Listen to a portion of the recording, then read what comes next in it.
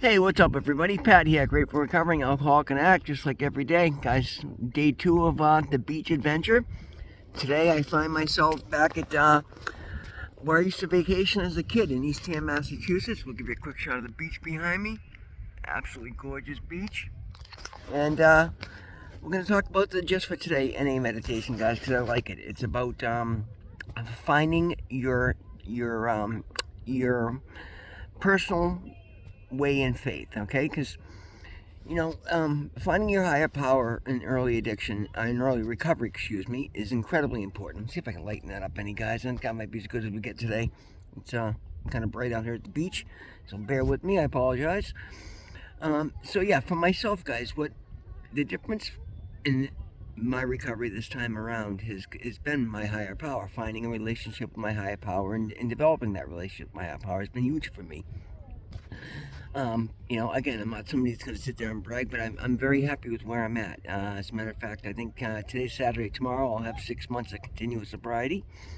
And Tuesday, when I speak at my home group, I'll get my 6 month chip, and I'm very excited for that. And like I said, the many blessings I've found along the way, and this YouTube channel being one of them, is it really keeps me looking every day, and it keeps me paying attention. It keeps me building my faith every day, and that's been the difference for me. And the topic for today really is that there's so many different ways, guys. You got to find your path. You got to find what works for you. For myself, prayer and meditation have been everything for me, guys. I know I was somebody that was incredibly lost. I had such a hard time figuring out what it was that mattered to me. What was I about? What was I here to do? And I just felt lost. I felt lost for a long time, and I felt that because I felt so lost, I felt I had no self-worth. And the only time I felt like I was, being of any value is when I was producing work for somebody else that somebody else was benefiting from. And that was terrible. It gave my life no meaning, which is why I was constantly medicating myself, trying to, alleviate the desire for more. Oh, Jesus, horsefly. Excuse me, guys. Horseflies on the beach. That sucker hurt. Jesus. Anyway, forgive me. I don't know how to edit or I cut that out, so you gotta bear with me, guys. I'm not very, I hate to say it, but I'm usually pretty technologically savvy, but editing's just not my thing on these videos. So bear with me. So, yeah, as I was saying, and the difference this time, guys, is as I started praying before I got clean. So I started to actually build my faith before I stepped into rehab, and before I started to, started to enjoy the life that I'm leading today. And it's just building every day. It's getting better and better. So I see this horse bike buzzing around, and I'm waiting to bid again. That sucker hurt. And guys, so your path doesn't have to look like mine, right? You can literally choose anything as your own higher power, because no one is better than the other. So oftentimes we put so much importance on the definition of our higher power. Guys, you find what works for you. And once you find what works for you, you decide how you build your relationship with that. Now, a lot of us find meditation and prayer being a form of meditation to be huge, and then you can take it further. And but I mean, there's a million different paths, guys. Some people sit in quiet time. Some people listen to music. Some people just have an open dialogue. You got to find what works for you, and there's no, it's not a situation where there's a right or wrong. As long as it's working for you, it's making you feel that you're a part of something bigger than yourself, and it's giving you hope that you can overcome anything. Because, guys, it's one thing I'm living proof of. You can absolutely overcome anything. I've talked about it in the past, guys. I've put the hurdles in front of myself for decades that not many can overcome. I mean, I've been sentenced to prison like 15 times. I spent 3.5 years homeless on the street. I was lost. I've created such a trail of wreckage behind me that I didn't think I would ever get out in front of it. And that's why I would always fail, because I didn't have belief in something greater than myself. I constantly felt that I had to take the world on my shoulders. And again, and what would happen is, guys, is I would start off doing really well because I'm an incredibly strong person. But no one man can carry the world, and that's what I was constantly trying to do. And then I would just start to engage in the world a little bit, and just that little bit of extra stress would be enough to bury me. That doesn't happen today, guys, and that's a huge difference for me. I deal with the same stress everybody does, but I don't let it deal with me. I don't let it own me, right? I let it go. I give it to my higher power. I honestly do, guys. multiple times a day I pray, because then I'm just giving thanks and I'm asking God to show me his path for me, to let me continue to walk in this light, and I'm finding amazing results, guys. I've gone deeper than most into my faith, and it's working better than most, and that's amazing, right? I literally challenge myself constantly to look at what's going on around me, see the lessons in any repeating pattern, and then move past it, and then move on. And what I'm doing is I'm trading in shitty problems for better problems, and I'm solving those problems and trading them in for better problems.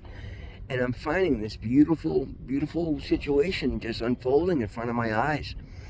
Like this weekend in general, guys, I drove most of the day today just checking out different things. I wanted to see if I could fly my drone over the water, see if I could find some sharks. And I drove out from Hyannis, where I'm saying, that's the other thing I meant to update you guys last night. When I left the beach yesterday, I drove around for a while. I decided, you know what, there's fireworks celebrations on the Cape tonight. Let me go enjoy some of them. So I realized it was a big show out in Falmouth. So I drove over to a public beach in Falmouth, and I got there early. I stopped, got a great dinner off of a barbecue food truck. It was amazing, unbelievable brisket sandwich. But anyway, and I got there a little bit early, got good parking. I sat on the beach, I watched the fireworks, and the position I ended up being in, not only could I see the Falmouth fireworks, but I could also see the fireworks from Martha's Vineyard, the island across the bay. It was amazing, guys. It was an absolutely fantastic show. No stress, not worrying about where I'm staying.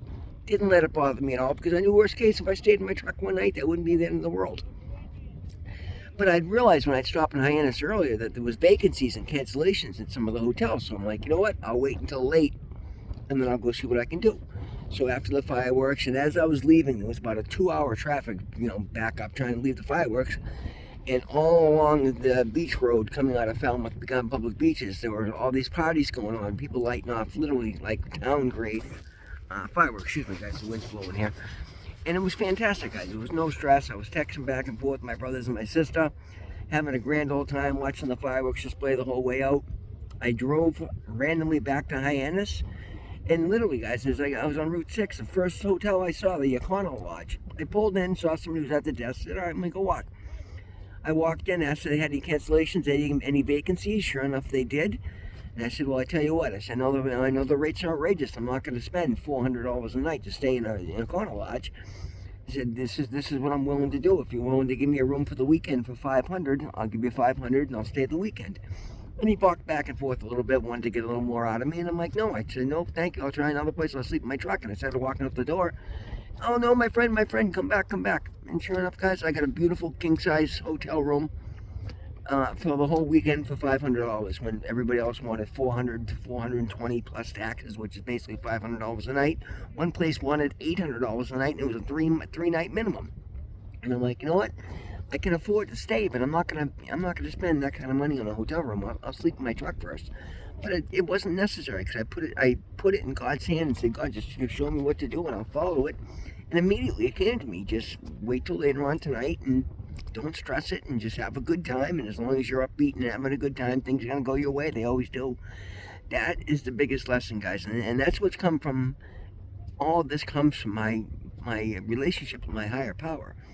I've truly turned it over to God, and I'm just letting Him handle the details, showing me what I need to do. But then I'm acting on the intuitive nudges, particularly when it feels uncomfortable, when it feels nervous. I say, no, listen, look at the way things have worked out. Every time I take a leap of faith, I'm caught beautifully in the most amazing situations that come out of nowhere. So I'm going to walk in faith, and that's all I'm doing this weekend. I'm just letting God guide me to where He wants me to be. And I'm having these beautiful experiences, guys. It's absolutely shocking to me what a nice time I'm having. Everywhere I go, I started driving early. I went to see some sharks. That didn't work out. That's perfectly fine. So as I was coming through Eastham, on my way up towards Wellfleet, because there was last place the sharks were spotted today were Wellfleet, but all the Wellfleet beaches are private or they were closed. So I turned around, drove 20 minutes back to Eastham, the town that I used to vacation as a kid, and I started talking to my brothers and sisters. And there's all these different sites and things that we haven't seen in 30, 40 years. So I drove around and I took pictures of all the places we used to hang out, and I've been just texting back and forth with them, and now I'm sitting on the beach. And yeah, the scenery here is fantastic, guys. The beach is beautiful. The water here is literally bath water. The tide goes out, as you guys can see. It's out a good ways. There's all little baby sharks, little pools. I'm about to, when I post my video, while it's uploading, I'm going to go, play in the water a little bit and get my feet wet. And I don't know if I'm necessarily going to swim, but that's possible too. We'll see what happens. But I know salt water is great on the skin. I'm going to go at least walk around up to my knees anyway in this beautiful 80-degree bath water that it is. And I'm just loving life today, guys. I have no destination. I have no itinerary. I just wanted to come down and post some videos on the beach and recharge at the ocean, and I'm so glad that I did, because that's what God told me to do. Guys, I know this message is kind of all over the place. I'm not sitting at my desk and researching and writing out a message like I normally do. It's just flowing, but the point of it is, guys, there's so much beauty to life, and when we get out of our own way, there's so many good things can happen. You got to understand, and as you find your higher power, guys, please, there's one thing I ask of you: find a loving, caring higher power. The biggest problem you run into with organized religion is they get this vindictive, vengeful God, and they want to say everything's punishment, punishment, punishment. I don't have all the answers, guys, but I truly, truly believe in my soul, in my heart, God is not vengeful. God is not punishment. There's nothing but good experiences available to us if we allow them. We are given free will, and our free will determines our reality. And oftentimes we get into a place where we don't understand the law of attraction, right? What we vibrate, what we look for, and what we pay attention to, we get more of in our reality. And so many times we worry about things that we can't control, we can't do anything about. And then we get more and more situations that we can't control and we can't do anything about. And I know that's exactly what it was for me.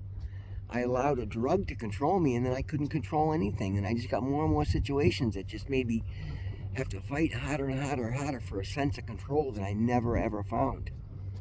Today, I've been given a sense of control because I've let go. I turned it over to God, and I know that I'm cared for and I'm covered. And it's been shown in every situation so far, guys. My health is through the roof. My physical strength is through the roof. My physical body, I look 10 times young, 10 years younger than I did 6 months ago. My bank account certainly shows that I'm able to just pick up and take off of the Cape, and there's literally nothing I can't do if I decide to do it right now. But that's not where my focus is. I'm not out trying to spend money to have a good time. I'm trying to be as cheap as I can because I'm trying to buy houses for generational wealth. But that doesn't say I won't go out and and enjoy myself and have a nice meal or buy a nice souvenir, or who knows. I have these options today because I've gotten out of my own way, and I did that by finding and developing a relationship with my higher power, whom I choose to call God. It's fantastic, guys. I've come to understand, or at least in my understanding, guys, I'm not a doctor, I'm not an expert, I'm not a PhD, so I can only tell you what I believe and what I feel. And anybody who wants to contradict me, they're perfectly welcome to. They might have more information than I do, but in my opinion and in my experience, addiction is a spiritual disease. And I so oftentimes was trying to cure a spiritual disease with a non-spiritual cure, and I did not have good luck.